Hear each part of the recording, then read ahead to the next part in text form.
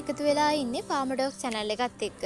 කාන්තාවක් වෙන ඔබටත් මටත් පීරියඩ් වේදනාව දරාගෙන ඉන්න එක ලේසි දෙයක් නෙවෙයි. එදාට වේදනාව අඩු කරගන්න මෙෆ්ටාල් බූෆන් වගේ බෙහෙත් පාවිච්චි කරන්න වෙන්න පුළුවන්. ඉතින් මේවා ලබා ගදී අනිවාර්යෙන් මේ බෙහෙත් ගැන දැනුවත්ව තමයි පාවිච්චි කරන්න ඕනි. පීරියඩ් වේදනාව කියන්නේ සාමාන්‍ය දෙයක්. බොහෝ කාන්තාවන්ට මේ වේදනාව එනවා. කෙනෙක්ට තරමට වෙනස් වෙන්න පුළුවන්. සමහර විට අඩු වේදනාවක් සහ සමහර විට ඉවසිය නොහැකි වේදනාවක් ඇති වෙන්න පුළුවන්. ඒ නිසා ඖෂධ භාවිතය තමාට සුදුසු විදිහට භාවිතා කරන්න ඕනි. භාවිතා වන සාමාන්‍ය ටැබ්ලට් මෙෆ්ටාල් බූෆන් වගේ ටැබ්ලට් භාවිතය සාමාන්‍ය දෙයක්. මේවා පේන් කිලර් වර්ගයක එනිසෙස් කියන ඖෂධ. ඉතින් පීරියඩ් වේදනාව අඩු කරන්න මේ වගේ සාමාන්‍ය ටැබ්ලට් පාවිච්චි වෙනවා.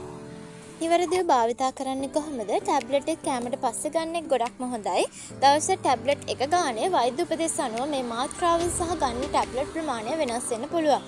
බර වැඩි වෙලා තියෙන අයට, වෙනත් රෝග තියෙන අයට මාත්‍රාව වෙනස් වෙන්න පුළුවන්. විශේෂයෙන් මතක තියාගන්න ඕනේ ගැස්ට්‍රයිටිස් තියෙන අයට, හෘද රෝග, අධිරෝධයේ පීඩනය තියෙන අයට, ගර්භණී කාන්තාවන්ට මේක භාවිතා කරන්න බෑ. මේකෙන් සයිඩ් ඉෆෙක්ට් එන්න පුළුවන්. ඔයාලට වමන යාම, හිස කරකවීම, බඩේ අමාරු වැනි සයිඩ් ඉෆෙක්ට් ඇති වෙන්න පුළුවන්. ඔයාට මේ ටැබ්ලට් එක අවශ්‍ය වෙනවා නම් අනිවාර්යෙන් ෆාමසිස්ට් හෝ වෛද්‍යවරයෙකුගේ උපදෙස් මත අනිවාර්යෙන් ලබා ගන්න ඕනි. ඉතින් ඔයාට මේ වීඩියෝ එක වැදගත් වුණා නම් අනිවාර්යෙන් මේ වීඩියෝ එක ලයික් එකක් දාලා අපිව සබ්ස්ක්‍රයිබ් කරන්න අමතක කරන්නත් එපා.